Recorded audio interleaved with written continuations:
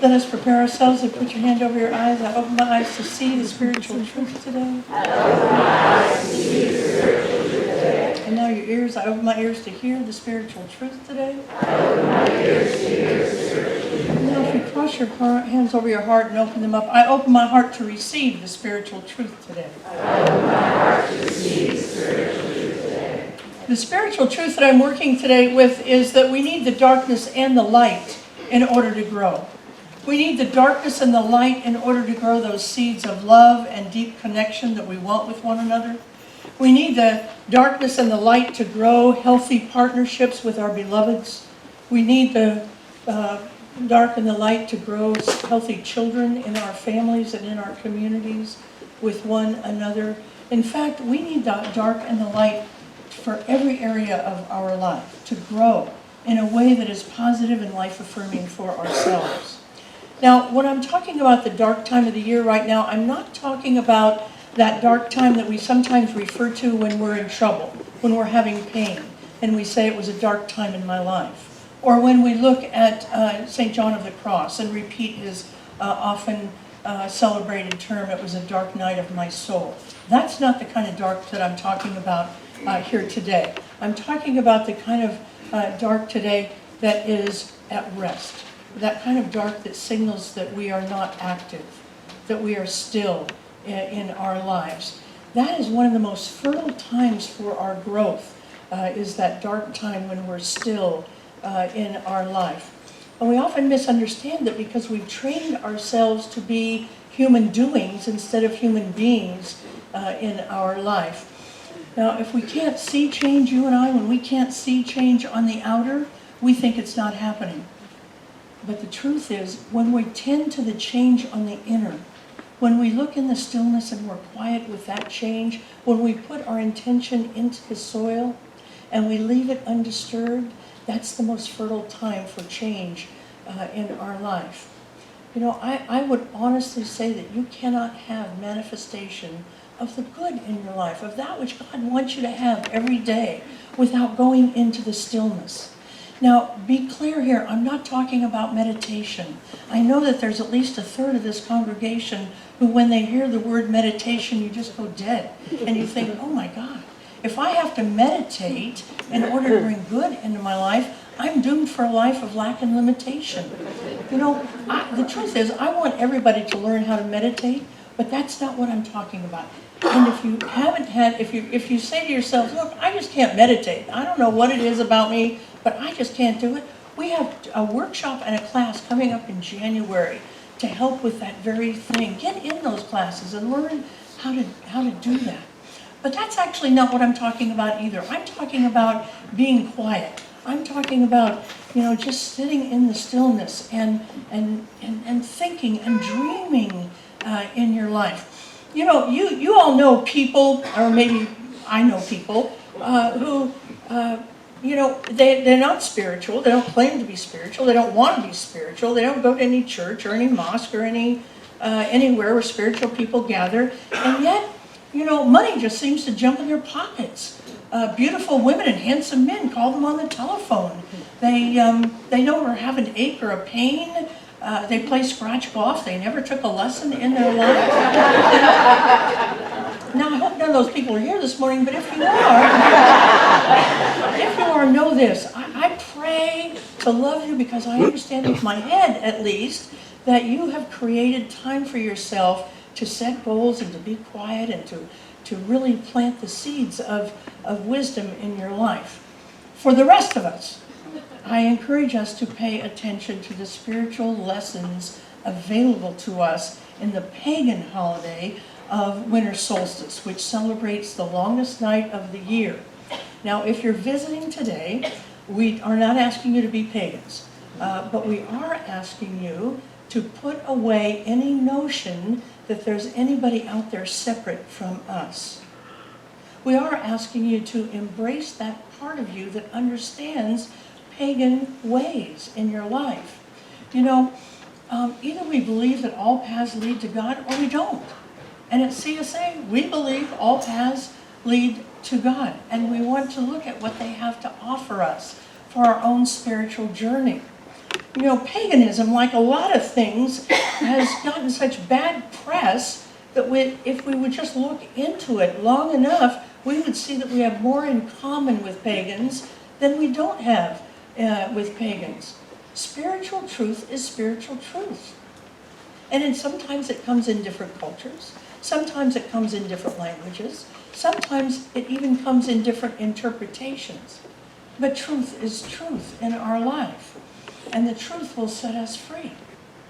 One of the things that we do, because we celebrate all of the holidays that celebrate you as light during the month of December, and one of the things that we do, Rosemary Mayfield has created these beautiful altars for us, and we bring somebody up, and I'm going to ask Reverend Peggy in a minute to come up here, but here is the thing. The reason that we do that is there is a phrase that is kind of, thank God, catching fire in our consciousness, and that's the phrase of cultural appropriation, where one culture steals from another culture the customs and the ways of being from another culture and makes them their own.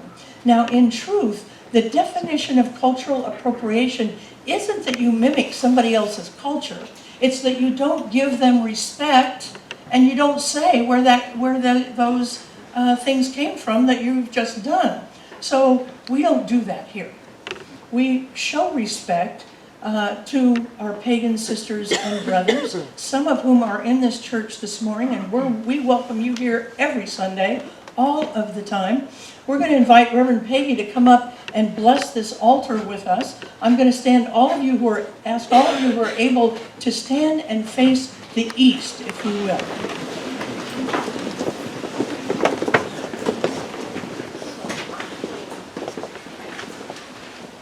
Ancestors of the East, place of new beginnings, please bring us a fresh start in all our affairs.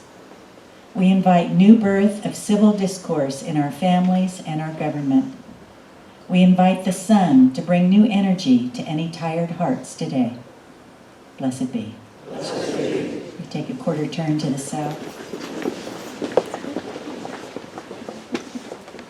Ancestors of the South, place of midday, summer, and adolescence. Watch over our farmers so they may know abundance and raise crops to nourish both our bodies and souls. Remind us to dance around the fires of our lives with hope. Blessed be. Blessed be. Turn to the west. Ancestors of the West, place of the autumn, please bring harmony and passion to our relationships and fertility to all who want children of both the two-legged and four-legged variety. Fill us with the joyous ability to surrender and trust in the universal love available to all. Blessed be. Blessed be.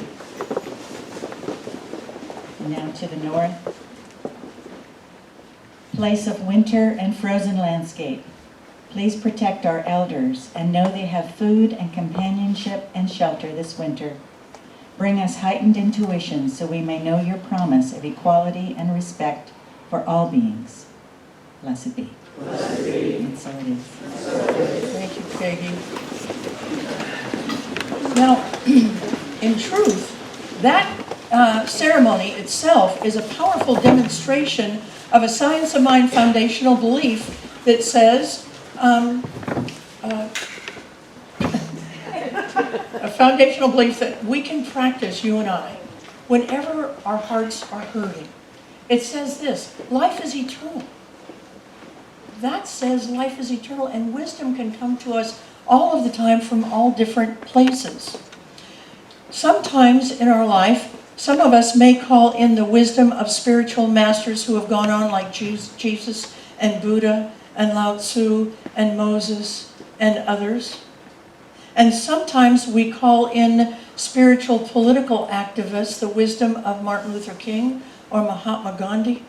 Some of us call in the wisdom of personal ancestors, a grandparent, a parent, an aunt, an uncle, who were wise in our life. And when we're hurting, we go to them and ask them for their spiritual wisdom. We can do that anytime at all. Some of us who might be in recovery might go to a sponsor who's gone on. You know, my first sponsor in recovery was one of the meanest human beings on the planet Earth. I often used to say, "Did you eat nails for breakfast this morning?"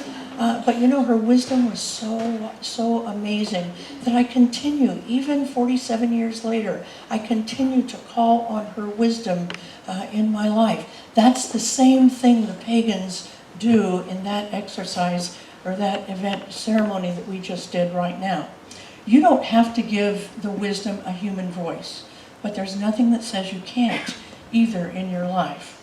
The presence, many of us call God or Goddess in this time of year, or Allah or Elohim or the sacred grandmother tree or whatever else, is simply trying to tell us the truth about our lives, that we are abundant people, that you are loved, and that you will always be loved, no matter what you did in your life. You are loved. That's the truth that the ancestors are trying to whisper to us right now. Maybe they're trying to tell you that you are here on purpose for a purpose. That's what the wisdom of the ancestors are telling you right now. Pagan is a word that means simply of the earth. It simply means earth dweller. That's the definition of pagan, is an earth dweller. It is not a devil worshiper. Devil is a Christian concept and has nothing to do with the pagan community in our lives, so that we can begin to let that go. Pagans understand the rhythm of Mother Nature, the rhythm of the earth, and begins to ask us, pagans ask us to get harmonized with the seasons of our life. And the seasons that are going out there can mirror the seasons that go in here. And when we harmonize with them, there's great spiritual wisdom for us in each of those. You know, we're in the dark time now, in the quiet time right now, and it's harder to harmonize ourselves with the silent time, with the quiet time, with the dark time, because we have electricity now, and we have iPhones that will buzz us to tell us to stop doing what we're doing. We've set them now, and what they do is they go off and they tell us to stop doing what we're doing so we can go do something else. It's very hard to be still in the silence. It's harder to do, but with intention we can do it. We can slow down. We can replenish our souls and our hearts with longer nights and longer periods of rest. Rest is a spiritual practice. Say that with me. Rest is a spiritual practice. So that's important. We need to know that. So the next time your beloved says, "Get off the couch and go feed the dog," you say, "I'm in spiritual practice."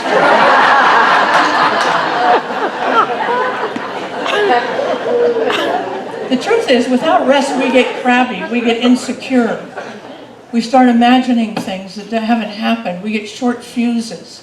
We decide the holiday season is simply a mere materialistic effort to make us poor in the life. We buy more than we intend because we're so tired. We're clicking on Amazon and we don't even know what we've clicked on in the past. And then when we get the bill, we realize, oh yeah, the retailers are trying to make us more poor. That is right. We have evidence now. Rest allows us to enjoy the season. It allows us to have longer time for reflection in our lives and for our dreams. I talk about this a lot, but dreams are so important, and especially daydreams. Daydreams are the most important dreams that you can have in your life. And this time of rest can give us longer time for daydreaming. The importance of rest is available in every religion I have ever studied. Yeah. It's actually a foundation for success in every religion that I know about. It is a time when we prepare the soil for the seeds of our intention, for what it is that we want. Sometimes I say, and I've heard other people say, I don't know why my seed hasn't germinated. I don't understand why it hasn't done it. It's because we haven't left them alone long enough to be able to come fully ready to germinate in our lives. We're always trying to help them. We plant an idea in the soil, we have a thought, we put it in there, and then we're trying to help it all the time. We're trying to get in there and help it. We need to just leave it alone. plant it. God's got you. Just plant the seed. It'll be done in our lives. Maybe if we had to pay for rest, we'd take it more seriously. Maybe if we had to buy a little rest outfit, that we'd take it more seriously. Maybe if we had to get accepted into a rest program, then we would take it more seriously in our life. You know, I go to a doctor, and once she adjusts this, she makes you go and lay down in one of her rooms and rest for 45 minutes. Why? So that it can take hold. So that the work she's done can take hold in our bodies. Well, the same thing is true with our intention. We have to plant the seed and then go sit down for 45 minutes. You don't even have to do that. But take time to rest. See, we don't have to buy any of that special stuff or get a special outfit. We just have to do what Donna tells our dog. Park it. Just sit down on a couch or lay down and go to take a nap in our life. In the recovery community, we're told simple things. When you first start in recovery, those of you who are in it, you know, your sponsor tells you simple stuff because our brains are not capable of getting the more complicated issues here of recovery. So they tell us this little acronym called HALT, which is don't get too hungry, too angry, too lonely, or too tired. And the reason I don't want us to get tired is because when we get too tired, we lose our ability and our commitment to stay away from the alcohol, stay away from the food, stay away from the special chat rooms that some people are in, to stay away from all of that. When we rest, we have more ability to do that. When we're tired, we say things we wish our phone would stop us from saying, don't we? Don't you wish some one of those brainiacs that is always writing code would write code for a telephone that would beep just before you're going to say something really mean or stupid? Go beep. No, don't say that. No. No, not that either. No. We don't have that. So we have to rely on rest. Rest. Here's the thing. When we overreact to people, and they say something, we overreact, we're never overreacting to what they said. We're overreacting to some unhealed part within ourselves. Rest is a choice. Rest is a choice. And I hear people saying, and I've said it myself, I don't have time to rest because there's so much at the church I've got to get done. Or my tea time is just right, I've got to go. I can't be waiting around here. I've got to move. Rest is a choice. So if you're under those people that says, well, I've got kids, I don't have time to rest, send the kids out, put a coat on them, send them outside in the backyard. Do whatever it is you have to do to take a few minutes for yourself. Even a few minutes of rest will help that seed that you put into the soil. Before I stop, I always, every time I talk about winter solstice, I want to talk about the importance of the winter solstice decorations. Because sometimes I don't think we give enough credit to the importance of decorations during a holiday season. You know, God decorated the fields with the very lilies of the field. It is written that Solomon's temple was the most beautiful temple. It is also written in the Bible that the Garden of Eden was decorated in beauty before Adam and Eve, before humans even came on the scene. The Garden of Eden was a beautiful place of decorations. Christmas, Christians understand the importance of holiday decorations because if you want to talk about cultural appropriation, this is a good time to talk about cultural appropriations because Christians saw, oh, the people love these decorations. Oh, Jesus was born in July, but you know what? They love these decorations. Let's just move Jesus' birth to December, and we've already got it decorated. It's already great to go. See, the wreaths that you see on the on people's doors this time of year, they come from the wagons. The snow got so high this time of year in the dark winter that they would take the wheel off the wagon and decorate it to make their houses warmer and feel more welcoming during that winter period in their life. Evergreen trees were brought into the home to remind us of living things in our life, so that when the darkness is on the outside, we can still have living life within our homes. It's a sign of new life. It's a sign of hope. It's a sign of dreams yet unmanifested, but the dreams are still there.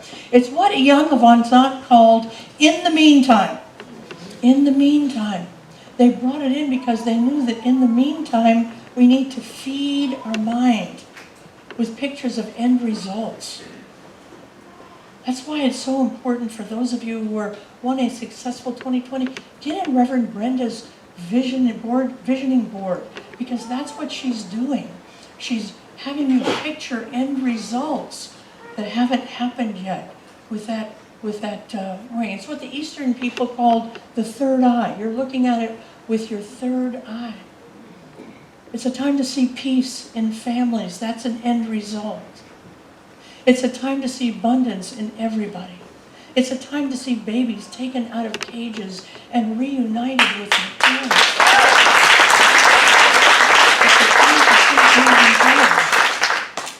It's a time to see people who are lonely having a plethora of friends. It's a time to see end results. The Yule log is also a big part in this holiday season. Rosemary did a beautiful job. If you got a chance to look at our Yule log out there, she carved a sun in it. And that's what the dads used to do in early times. They would get a log and they would cut a sun in it to remind us it's coming. The sun is coming back. Yes, this is the dark time. Yes, this is the time of darkness and quiet in our lives. But the sun is going to return. It's a time, we have a great song in our choir that says, hold on, don't give up. Turn to a neighbor and say, don't give up. There's a spiritual gift. Okay, darling. There's a spiritual gift in winter solstice. And that spiritual gift is the gift of rest. It's the gift of just stopping and being quiet in our lives. And yes, it's harder to do, but it's not impossible to do. You can do it. And if you will do it, your life is going to be so much better. Let's take this message into prayer. There's only one power, and it's the power of love that runs through me right now. And I give thanks for that. I give thanks for all the love that abounds this time of year and all times of year. I give thanks to my pagan sisters and brothers for shining the light of hope and the importance of rest. I release this word into the law, and together we say, and so it is.